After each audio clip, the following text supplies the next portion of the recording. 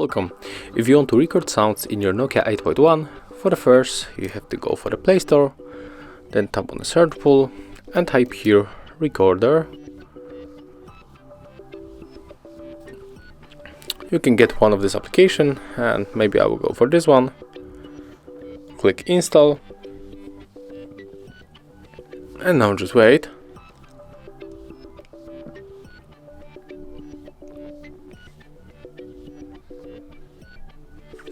Right now we can open this application. When it's finished, click allow.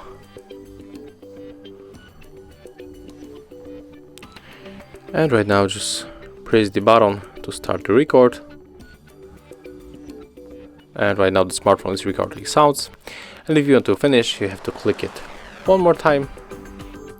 And here we got our record, so let's try. What about the quality of this record?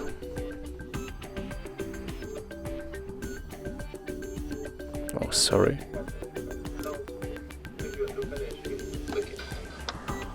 One more time.